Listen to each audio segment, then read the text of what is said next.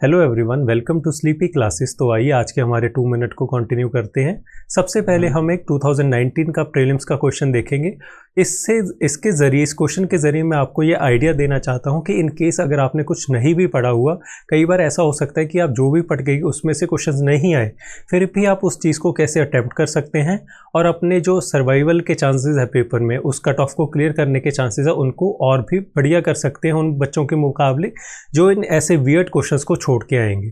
तो अगर मैं आपके लिए ये क्वेश्चन पढ़ूं तो ये क्वेश्चन कह रहा है कि मियां तानसेन के बारे में नीचे कुछ बातें दी गई हैं, उनमें से कौन सी इनकरेक्ट है, नॉट करेक्ट है, वो हमको बताना है।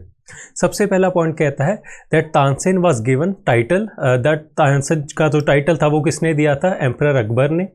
दूसरे पॉइंट में कहा जा रहा है कि तानसेन ने ध्रुपदा को कंपोज किया था which was based on Hindu gods and goddesses. तीसरे पॉइंट में कहा जा रहा है कि तानसेन ने कंपोज किए थे काफ़ी songs on his patterns. Patterns का मतलब होता है उस टाइम के जो उसके रूलर्स थे। और फोर्थ पॉइंट में ये क्वेश्चन कहता है कि तानसेन इन्वेंटेड मैनी रागास। अगर मान लीजिए आपने तानसेन के बारे में नहीं पढ़ा, फिर भी आप इस क्वेश्चन को कैसे अटेम्प्ट करेंगे? जैसे मैं हर अपनी स्लाइड में कॉग्निटिव एबिलिटी की बात करता हूँ कि हमको उसको डेवलप करना ही पड़ेगा अगर हमको ये प्रीलिम्स का बैरियर क्रॉस करना है। तो देखिए, तानसेन बहुत ही बड़ा सिंगर था अपने टाइम का। ऐसा हर बंदा जो यूपीएससी की तैयारी कर रहा है उसको इसके बारे में पता होगा और ये पता होगा कि वो सिंगर था। अगर आपको इतना पता है कि वो सिंगर था, तो अगर आप फोर्थ ऑप्शन देखें that he invented many ragas, तो ये कितना ही ऑब्वियस चीज़ है कि अगर वो सिंगर था उसने किसी टाइम पे कुछ राग तो इन्वेंट किए ही होंगे। ये सच कितनी जनरल स्टेटमेंट है जो करेक्ट होने के चांसेस बहुत ज़्यादा हैं जिसके। तो ये सच काफ़ी करेक्ट स्टेटमेंट हम मान के चलेंगे और ये करेक्ट भी है। अगर हम थर्ड ऑप्शन को देखें that Tansen compose songs on his patterns, कि मान लीजिए उसके जीवन काल में कितने सारे राजा रहे होंगे, कितनी सारी रानियां रही होंगी, तो ऐसा उसने कोई ना एक या आधा सॉन्ग तो अपने पूरे जीवन काल में गाया ही होगा अपने पैटर्न्स पे ऊपर। तो ये भी इसको हम जनरल स्टेटमेंट मान के चल सकते हैं, जिससे क्या होगा कि हम इन दोनों स्टेटमेंट्स को रूल आउट कर देंगे कि ये तो दोनों सही हैं और हमारे पास फर्स्ट एंड सेकेंड ऑप्शन बच जाएगा। अब देखिए, जो दूसरा स्टेटमेंट कहता है that he compose Dhrupad on Hindu gods and goddesses, ये भी ध्रुपद एक सिंगिंग की फॉर्म है। तो ऐसा अगर आपने कल्चर पढ़ा हुआ है तो आप इस ध्रुपद टर्म से वाकिफ़ होंगे और आपको पता होगा कि ये हिंदू गॉड्स एंड गॉडेसेस के लिए गाया जाता था। तो ये ये भी काफ़ी जनरल स्टेटमेंट है जो कि तानसेन के लिए हम सही मान के चल सकते हैं। देखिए, जो बी, सी एंड डी हैं वो बहुत ही जनरल स्टेटमेंट्स हैं। इसमें किसी भी राजे का नाम नहीं दिया अगर मैं सी स्टेटमेंट की बात करूं। बी स्टेटमेंट में किसी भी स्पेसिफिक गॉड एंड गॉडेसेस का नाम नहीं दिया। उन्होंने जनरल बातें की हैं कि हाँ, उन्होंने ध्रुपद गाया गॉड्स एंड गॉडेसेस के लिए, उन्होंने अपने राजाओं के लिए गाने गाए और उन्होंने काफ़ी राग भी गाए। ऐसा अगर ये आप चीज़ों में इस क्वेश्चन में देखना सीख जाए कि जो भी ऐसा इतनी जनरल स्टेटमेंट्स होती हैं वो उनके सही होने के प्रोबेबिलिटी काफ़ी ज़्यादा हो जाती है। तो इसी के चलते जो B, C and D options हैं ये हम सही मान के चल सकते हैं। और जो हमारा ए ऑप्शन है that Tansen was the title given to him by emperor Akbar. अब देखिए, इन 4 स्टेटमेंट में से सिर्फ एक ही स्टेटमेंट ऐसी है जो पर्टिकुलर है, जिसमें प्रिसाइज एम्परर का नाम दिया गया है।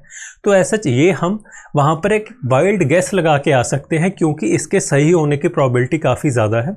तो ऐसा यही ऑप्शन इसका सही है।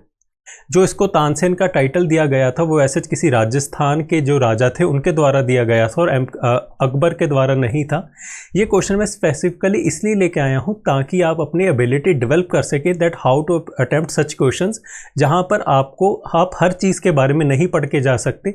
अब तानसेन है, कल को और किसी बंदे पे इतने डिटेल्स पूछ लेंगे, पर अगर आप इन क्वेश्चंस को करना सीख जाएं तो ये आपके पेपर में सबसे ईजिएस्ट ऑफ द क्वेश्चंस होंगे जो आप कर सकेंगे। तो इसी के चलते मैं कोशिश करूंगा कि हर 2 मिनट और प्रीमिक्स के बीच एक आधा ऐसा क्वेश्चन लेके आऊँ। कोशिश करूंगा कि आज का जो प्रीमिक्स है वो ऐसे ही क्वेश्चंस आपके लिए लेके आऊँ ताकि आप ये रिकग्नाइज कर सकें कि आपकी नॉलेज के आगे भी एक एबिलिटी है जिससे आप ये प्रीलिम्स क्लियर कर सकते हैं। तो आइए सबसे पहले जो आज का हमारा 2 मिनट का टॉपिक है उसको जल्दी से कवर कर लेते हैं। ऐसा शॉर्ट टॉपिक है, ये है पत्रुघाट पीजेंट अपराइजिंग। ये क्या था कि असम में इसकी एनिवर्सरी थी, जनवरी में हुआ था ये जो अपराइजिंग थी। तो उसी के चलते हमने ये जो टॉपिक है वो उठाया आज का।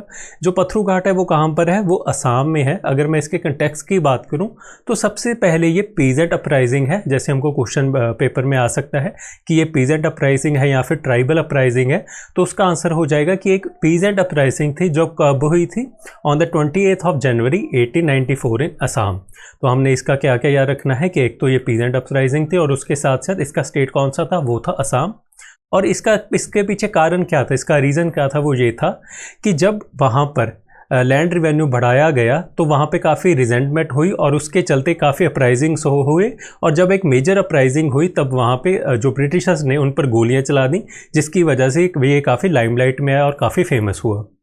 तो आइए इसके हिस्टोरिकल बैकग्राउंड की बात करते हैं।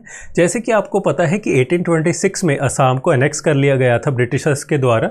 जब ये अनेक्स कर लिया गया तो उसके बाद यहाँ पर सर्वेस हुए लैंड के। ये सर्वेस के होने के कारण के पीछे कारण क्या था कि ब्रिटिशर्स को ये पता लग सके कि वहाँ पर कितनी लैंड है और उस लैंड के मुताबिक वो उन लोगों से अपना टैक्स कलेक्ट कर सके, जिसकी वजह से ये सर्वेस हुए। और जब उन्होंने सर्वेस कर लिए तो ब्रिटिशर्स ने अपना जो लैंड टैक्स है वो इम्पोज करना शुरू कर दिया, जिसकी वजह से काफ़ी रिजेंटमेंट हुई। और कहा जाता है कि उस टाइम पे एग्रीकल्चर लैंड टैक्स 70 to 80% तक बढ़ा दिया गया अपने पुराने वाले लैंड टैक्स के मुकाबले। पहले क्या होता था कि जो भी वहाँ के जो टैक्सेस थे वो हम इन काइंड पे कर सकते थे। इन काइंड का मतलब होता है कि जो भी हमने उगाया उस तरीके से भी पे कर सकते थे, पर क्योंकि ब्रिटिश गवर्नमेंट एक डायरेक्ट मोनोपोली में विश्वास रखती थी तो उन्होंने क्या किया, जो भी हमको टैक्सेस आपने देने हैं वो कैश में ही देने हैं, which led to further resentment. इसके चलते काफ़ी वहाँ पे मेलास ऑर्गेनाइज हुए, काफ़ी रिवोल्ट्स ऑर्गेनाइज हुए, अपराइजिंग ऑर्गेनाइज हुई। और ऐसी ही एक पीसफुल अपराइजिंग चल रही थी उस टाइम पे, जो भी पीछे हमने डेट की, जिस दिन ब्रिटिशर्स को ये लगा that it can become a breeding ground for sedition, और उन्होंने फायर ओपन कर दी जैसे जलियांवाला बाग में किया था।